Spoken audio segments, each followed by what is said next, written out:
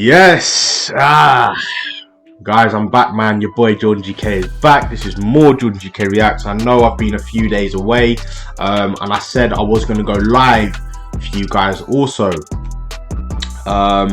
However, I was caught up with a load of stuff over the weekend. You know, I'm usually busy most weekends. I do play football and stuff, so I don't really have time to be on the channels and stuff. I do, if I could, I mean, Saturday mornings I could do, but I'm just too tired. But I'm going to try and start doing some Saturday morning recordings as well. But yeah, Sunday's pretty much my chill day. Like, you definitely need a chill day, man. You can't be doing, I can't like be recording videos every day. You know, I need at least a chill day to relax. And then obviously I like kind of cover the channel and stuff, but you know. Anyway, I'm back today. Yes, we do have the problem at Man United, man. Obviously we're going to be hearing what Gary Neville, Jamie Carragher, Defoe, Souness, what they have to say about it, man. If you guys watch the United game, oh my, and Liverpool game, jeez, man. What, number one, what a game. Number two, Man United got absolutely spanked. And number three, Sakoli. Nah, I'm joking, man. He's a good man. He's a decent manager, but I don't think he's good enough. I think there are a lot of time wasters in that club, and as players, I think there's a lot of players taking the piss. Excuse my French, I think they are. I think they're just kind of mugging off the manager a little bit, not putting in the effort. But hey, Liverpool are a very good side, so fair play to Liverpool. We're going to jump straight into this debate, and then you'll hear my comments and opinions after. But before we start, do make sure to give this video a like, subscribe to the channel, and remember to turn on that notification bell so you're up to date with my latest content. People, without further ado, let's get straight into this video.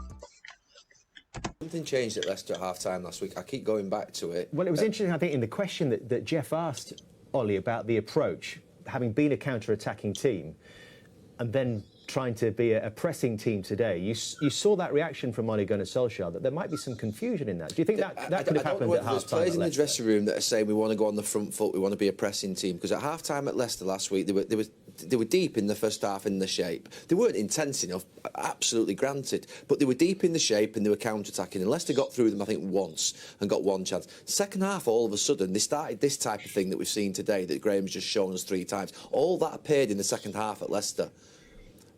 Why? How? This Manchester United team have been playing on the counter for 2 to 3 years. You can't change it in a week, or certainly at half-time in the game. It's got to be worked on consistently. You know, to be a manager, it's not always down to the manager to you know, when it's actually happening in real time. Big players out there should be saying, what are you doing? Like, Ronaldo's got isolated. You know, like Greenwood gets isolated. Fernandes gets isolated. They must have had a game plan. That's a really worrying thing for me, looking at Man United. They must have spoke about these things. They must have a game plan. We either do it or we don't do it. But sometimes... Thing is, yeah, right, you know Liverpool as a team. Liverpool like to... Look at Liverpool's attack. They attack. They don't stop attacking all game. Like, there isn't a game you watch where they don't attack. Like, they love attacking football, 100%. But then they can do so many good things. They can keep the ball. They can play diagonal ball. They are a versatile team. They are one of those teams like a Man City that can thrash teams when they want to. They can turn off the ignition if they want to. They can relax, play a little bit of nice football. And they did that to Man United. They attacked. They kept the ball. They kind of like were almost keeping the ball. When they went down to 10 men, Man United, they were keeping the ball like, oh, let's just play with them. Let's just play. Like, they're a versatile side, Liverpool, yeah? But when you play a side like that, how are you telling your players to press? I'm not saying that's the discussion they had in that changing room. But if you're going to go and try and press Liverpool, you are as stupid as anyone. Like, you are silly. You are crazy. When you press a team like Liverpool, they're just going to pass it round you. And that's exactly what they did. They passed it round them. They're trying to get people like Ronaldo to press. It's like, they're not going to press for you. They're not pressing players. They like to get on the ball and score a goal and take some, you know, have a little trick. Like, they're not players that are going to do the defensive and going to get after players. So I hope that wasn't discussed in the changing room at half-time or even before the game. Sometimes they did it and sometimes they didn't. And they're all looking around and wondering why they're getting past through. Well, we're all don't forget, we talk about Liverpool and Man City pressing really well. don't forget, at times you will press and it'll be poor, or they won't get it right, or someone will go and press and get done, or someone will go past Sadio Mane or Mo Salah. Because one person gets it wrong doesn't mean it should all fall like a pack of cards behind it. Yeah. So if we're showing Ronaldo pressing or Bruno Fernandes going on a goalkeeper, that shouldn't be then a trigger that everyone makes a mistake. There'll be times when Liverpool get it wrong, but you know if someone presses too early or too late, they get done, someone comes inside the ball, you don't hold your position.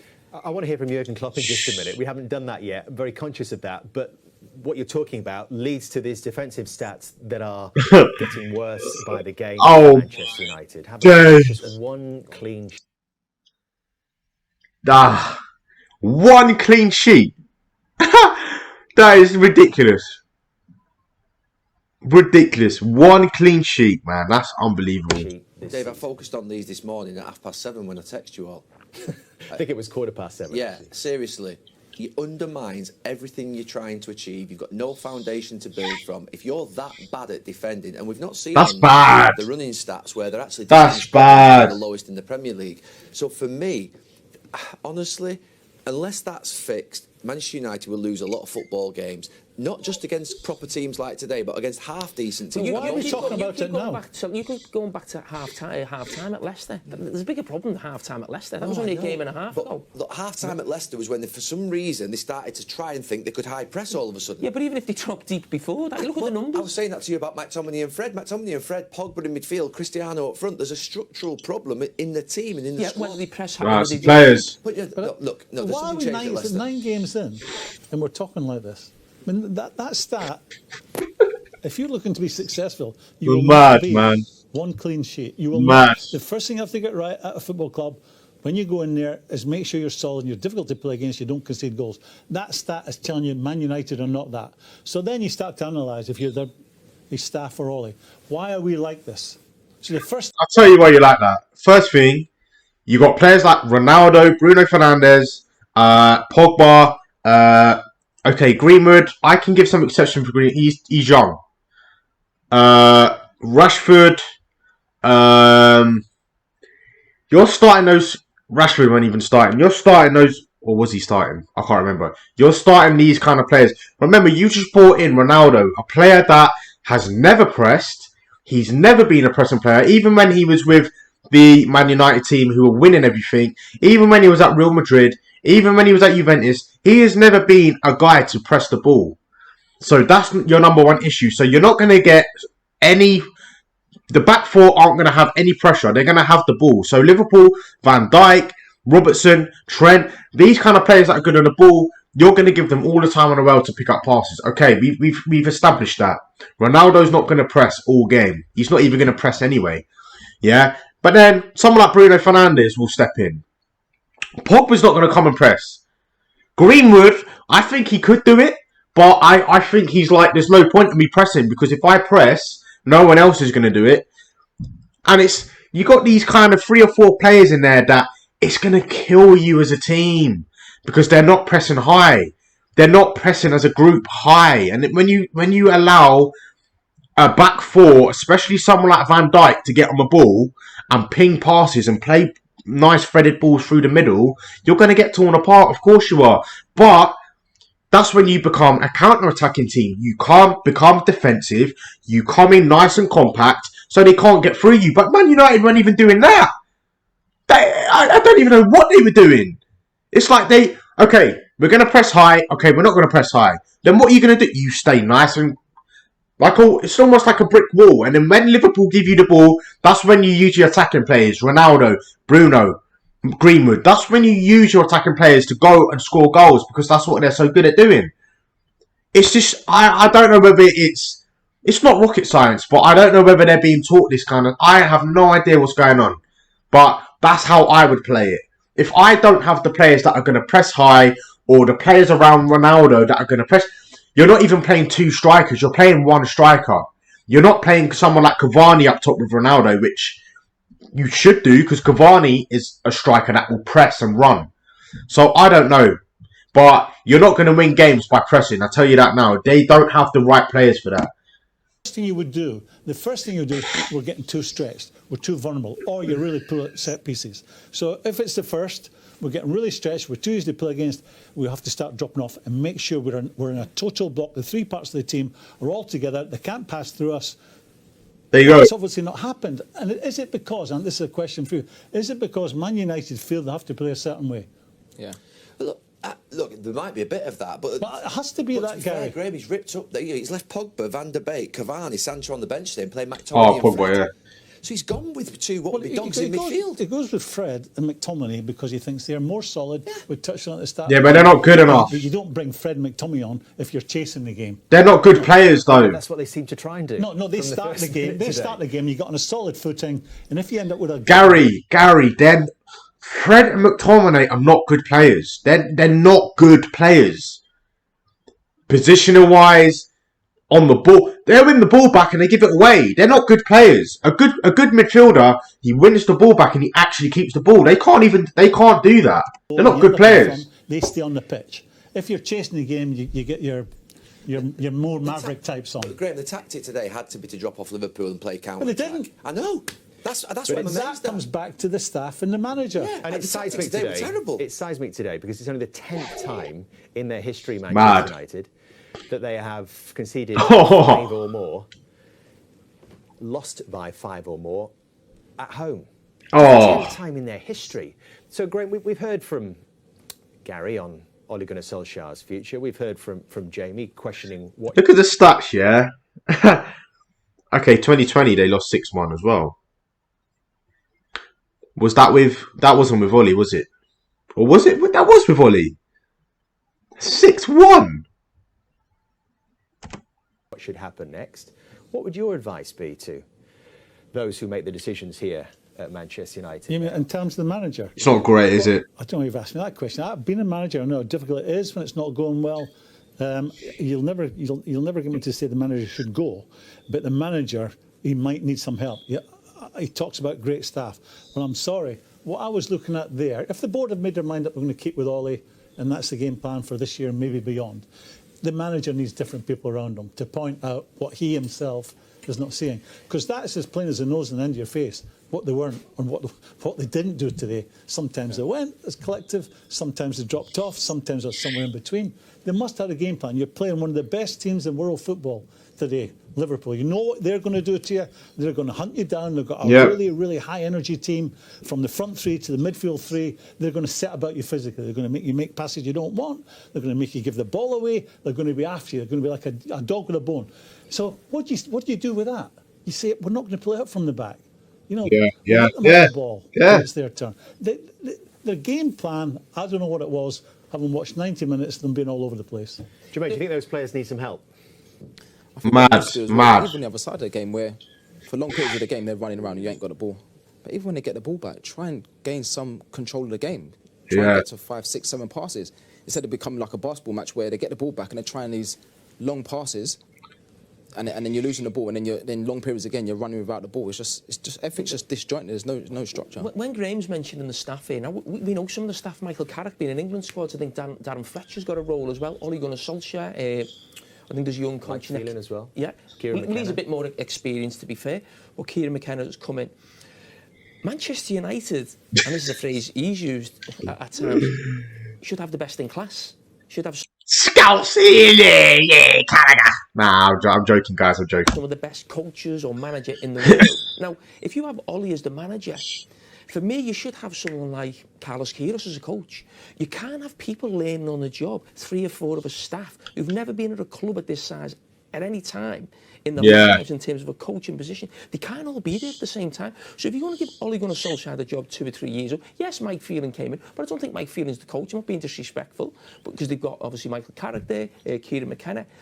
They've never coached before in their lives. You've got to have someone who's been there before and done it. You can't be learning on the job Do you agree with at that, Manchester Gary? United. Go and get To the be honest best, with the best possible To be coach honest you with can get to Dave, work with, Ollie. No, Dave, I've worked with these people, and Graham stopped short of, Graham said over there that, I feel uncomfortable turning my attention to work that I don't even see. What I do know is that the reflection of that on the pitch is not good enough. The reflection of that on the pitch is not good enough. I've been a manager for 4 months, had a terrible time. And Ollie's, to be fair, done, I think, a good job for 2.5 years. But this is going to put him under massive pressure. The last thing I'm going to do is start turning on his staff. Don't even speak No, to Carrick, it's not We're not turning turning on on the a staff. We're talking about the I'm actual saying, you say experience in Manchester Ollie stays United. and then we sack his staff. I mean, to be No, fair, no, that's what I'm saying happens. When the sack muck his hits the staff. fan, everyone gets a bit, and that's what's happening here tonight. about Everyone giving some gets a help? bit. But look, Dave, I've never seen it where a manager's I brought a coach in Valencia after 2 or 3 months to try and save me. It didn't work. I don't think it's ever worked. You know, I think Brian Robson did it at Middlesbrough with Terry Venables. I've seen it before. It doesn't work. I've never seen You it can't work. say it doesn't work, Gareth. It could When work, we- it when we could see it work work. once, it might not work 5 times, it could work twice. I mean, they need help. Yeah, Those young yeah. guys need help. Because that today, Mike Phelan's got a lot of experience. that today is telling me the message that they're trying to get across is not registering with the players. And I think I don't know what it is, that's man. not a case of sacking people. I don't know whether it's experience. I don't know whether it's down to skill. Because you can have all the experience in the world and not be a good manager. Like, there are managers in the Premier League that have all the experience in the world, but they're not great managers. Like, so I don't know whether it is experience or not. I look at Man United and I look at the players. You look at someone like Mourinho who came in. You look at someone like Van Gaal. These guys know what they're talking about. These guys are experienced managers, as you like to call them. And it never worked out for them. It never did. And people keep saying, oh, the Fergie way, the Man United way. That time's gone, guys. That time's gone. I'm an Arsenal supporter. It's the same with the Arsenal with the Invincibles. Arsene Wenger days. Yeah, the time's gone.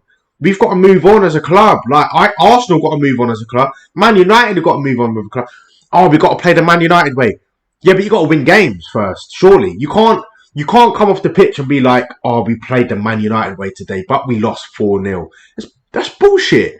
You have to win games. Like, there's no point playing the Man United way if it's not working. There's no point playing the Arsenal way if it's Arsenal philosophy. Oh, we keep the ball, we tick. It doesn't work now. Their teams have caught up. The teams have learned how to deal with that now. You have to become a different team. Maybe a counter-attacking, maybe a more defensive, maybe more of a diagonal play. Like, maybe, you know what I'm talking about, guys. They need to change their philosophy. We got to play the Man United. The Man United way was working hard, winning your tackles, winning your one-on-ones, 50-50 challenges, and there was some decent football. I wouldn't say Man United used to play the best football, but it was very attacking, we're going to get in their face, we're going to press them, you don't have the players like that now, so you have to change the way of play. You can't stop listening to people, we need to play the Man United way. You need to win games first. Man United need to start winning games, otherwise they're screwed. It's the same as Arsenal. They're stuck in their old ways, and I don't think it's down to experience. I think sometimes, even when Mourinho came in, Mourinho got them into second place. Like, Mourinho came in with his style, his philosophy, said we're going to be more of a defensive team because we don't have the players that can press. And he got them good. He got them to a good stage, but they didn't like it because it wasn't the Man United way. So I think unless they change management or change the philosophy, they're going to be stuck there for a long time. People, I think the message they're trying to get across to the players, the communication is not there. It's not happening for whatever reason. Whether the players they're dealing with got a mental block, well, they have to be chased at the football Graham club. said that performance was But horrendous. they are not taking the message on. Horrendous, that performance. Well, you can't, as a Man United supporter, sit there and think, OK, let's just go on, plough on and see where it takes us.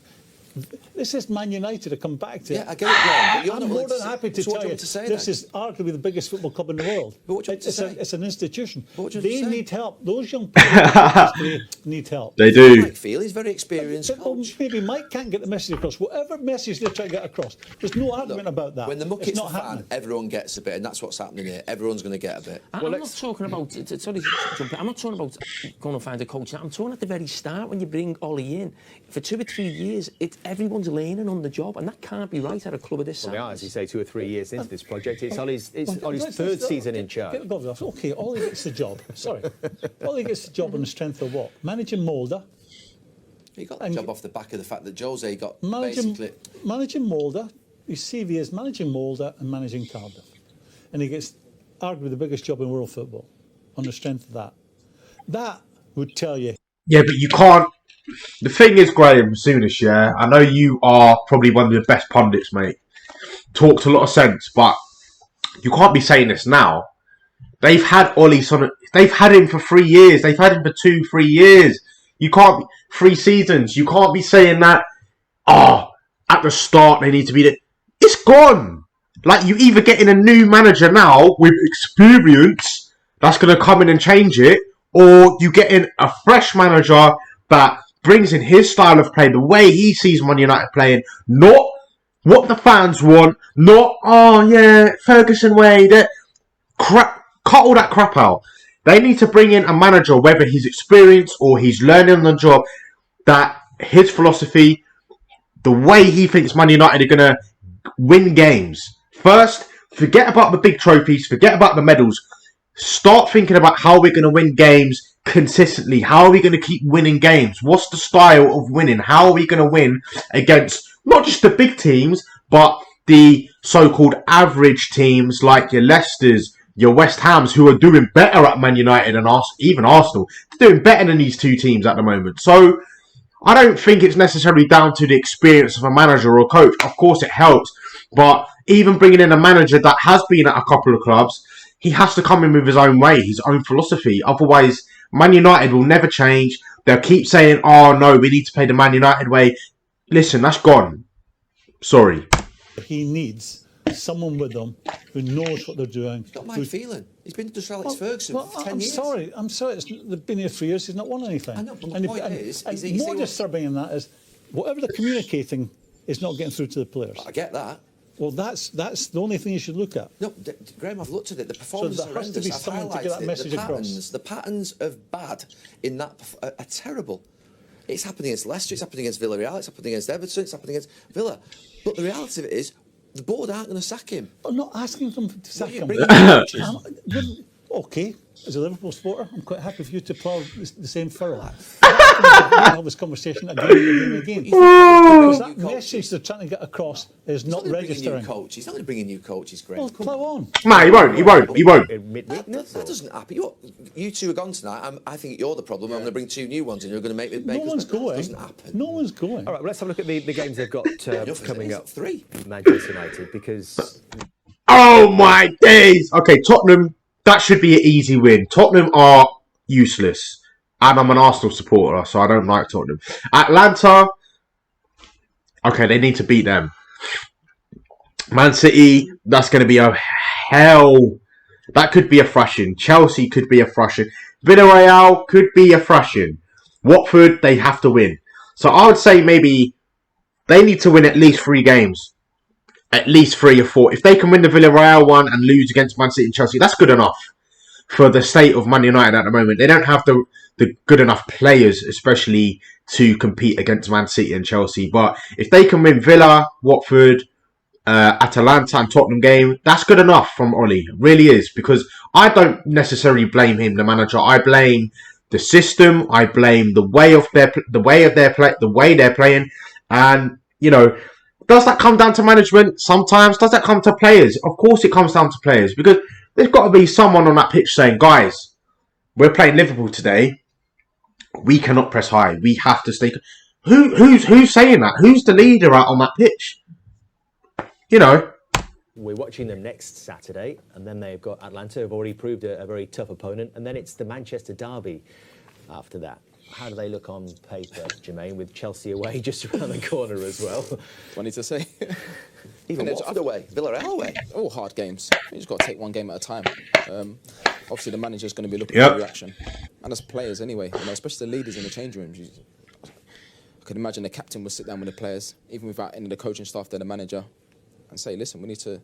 Harry Maguire said in the interview, it's not good enough for a club of this size. You know, you need a reaction, and obviously the next game's against Tottenham away, and it's a difficult game. Right.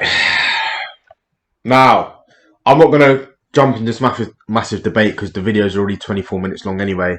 But I'm just going to say that Man United are never going to get back to winning ways unless they start from scratch, unless they sit down and say, okay, forget Premier League titles, forget Champions League, forget Alex Ferguson, the Fergie way, the Man United way. Forget all of that. We're going to start new. We're going to start fresh as Man United.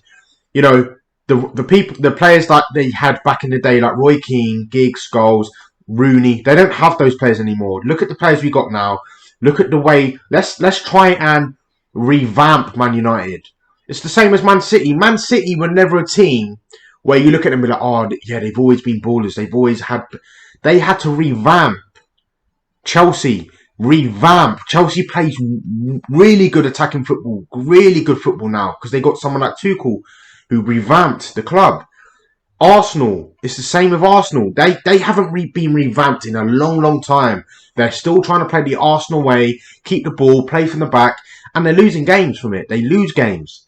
They need to be revamped. A lot of teams in the Premier need to be revamped.